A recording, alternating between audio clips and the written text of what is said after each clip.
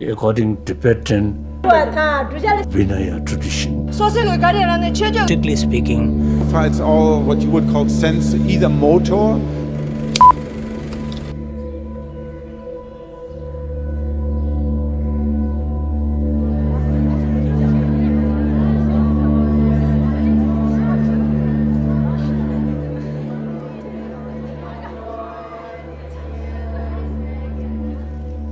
The Theravada tradition, meaning teaching of the elders, is the oldest surviving school of Buddhism, meticulously preserving the Buddha Gautama's teachings, Dhamma, in the Pali Tripitaka for over 2 millennia. The Sangha, the monastic community, is central to this preservation, serving as guardians of the Dhamma and spiritual guides for lay followers. From its inception, the Buddha established a comprehensive monastic framework, including both male monastics, bhikkhu, and female monastics, bhikkhuni, forming the core of the Buddhist Sangha. This fourfold structure, supported by laymen, upasaka, and laywomen, upasika, was explicitly articulated in Buddhist scriptures as the complete foundation for the Dhamma's continuity. The widespread disappearance of the Bhikkhuni order in many Theravada regions, such as Thailand, stands as a profound historical anomaly, especially when contrasted with its continuous presence in Mahayana areas like China, Japan, Korea, Taiwan, and Vietnam. This disparity prompts a deeper inquiry into the specific factors within the Theravada context that led to this significant historical gap.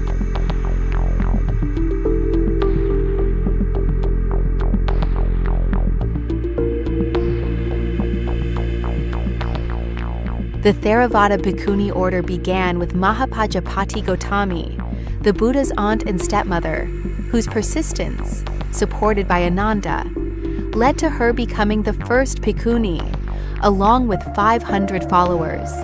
The Buddha's initial reluctance, whether reflective of social biases or narrative tradition, may have influenced later attitudes toward the order. The Vinaya Pitaka prescribes 311 rules for bhikkhunis, compared to 227 for bhikkhus, and adds the 8 Garu Dhammas, which place women in a structurally subordinate position. Though their authenticity is debated, these rules reduced autonomy, institutional investment, and social status, making the order more vulnerable. Full ordination, Upato Sangha Upasampada, requires a 2-year probation as a Sikhamana, followed by ceremonies before both bhikkhuni and bhikkhu assemblies. This dual ordination, meant to preserve continuity, became a fatal obstacle once the bhikkhuni order was extinct in a region. Without the required quorum of 10 senior bhikkhunis, revival within the same Theravada lineage was impossible, strengthening the broken lineage argument.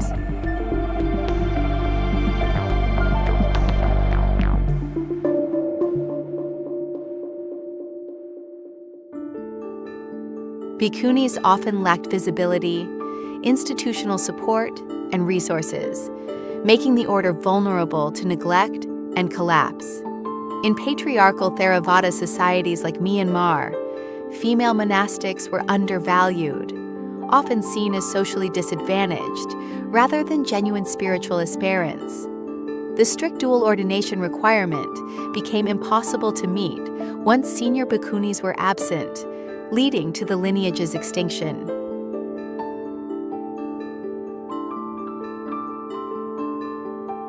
Bhikkhunis thrived from the 3rd century BCE until the Choli invasion of 1017 CE, which, along with famine and drought, destroyed both monastic orders.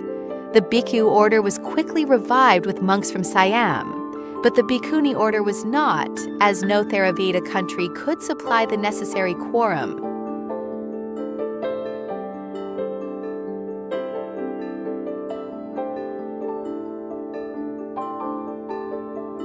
Thailand never developed a lasting Bhikkhuni tradition and formally banned female ordination in 1928, reinforcing suppression through the Sangha Act. Myanmar likewise deems the lineage extinct and forbids ordination, even detaining women ordained abroad.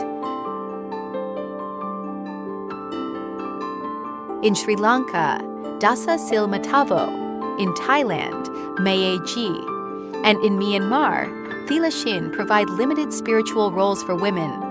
However, these positions lack full ordination status, precepts, and recognition, functioning as subordinate parallel structures rather than true equivalents of the Bhikkhuni Sangha.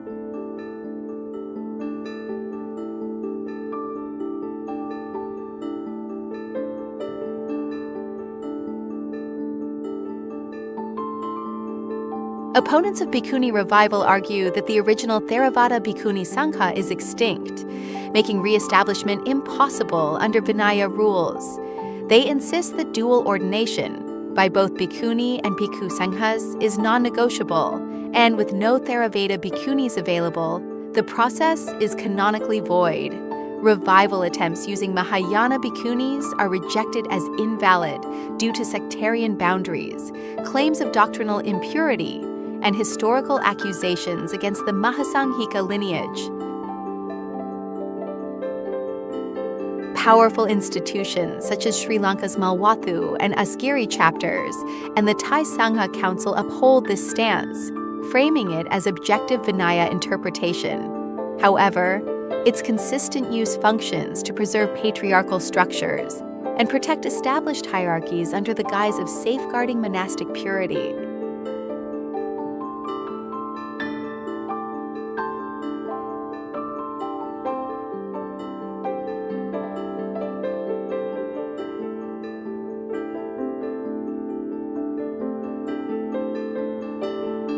The modern Theravada Bhikkhuni revival began in Sri Lanka, with ordinations in 1988, 1996, and a landmark 1998 ceremony in Bodh Gaya, supported by Mahayana Bhikkhunis, leading to over 3,000 Bhikkhunis by 2025.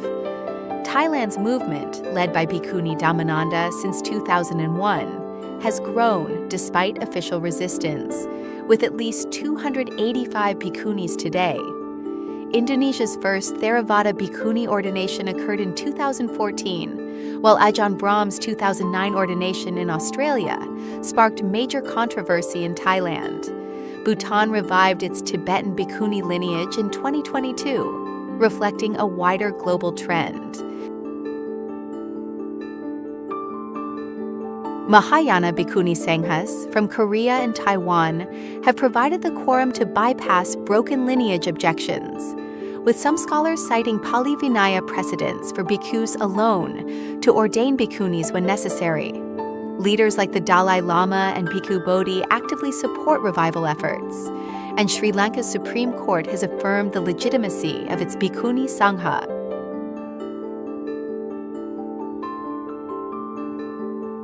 Many national Sangha bodies and governments still refuse official recognition, with bans on ordaining women in places like Indonesia.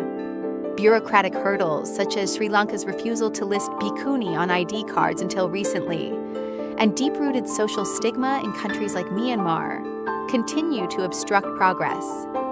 The debate reflects an ongoing struggle between preserving tradition and addressing modern values of equality and inclusion.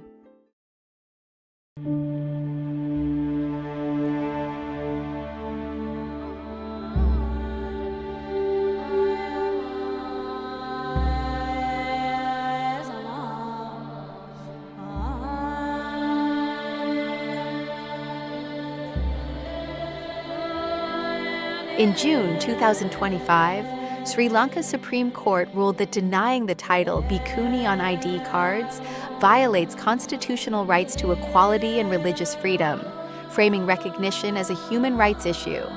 Supporters argue that excluding women from full ordination is discriminatory, and that equality must extend to the monastic path.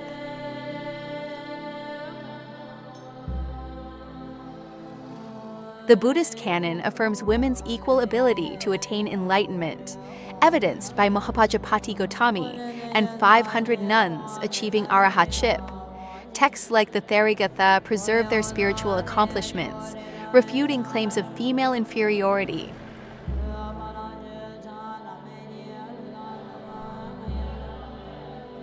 Scholars highlight that the Vinaya has adapted over time and can permit Bhikkhuni ordination by bhikkhus alone when no Bhikkhuni Sangha exists, undermining broken lineage objections from within Theravada itself. Restoring the Bhikkhuni order fulfills the Buddha's vision of a fourfold Sangha, challenges patriarchal myths, empowers women, and ensures Buddhism's relevance and vitality in the modern era.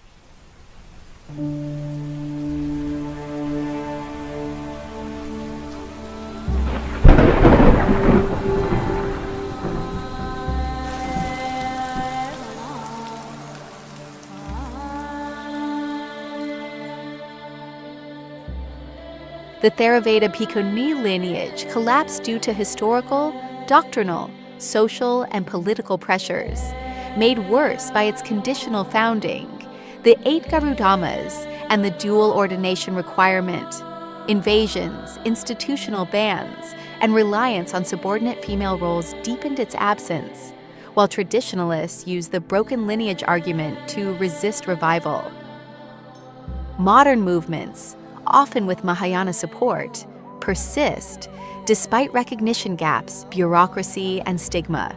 Restoring the lineage is seen as essential for gender equality, the Buddha's vision, and the future vitality of Buddhism.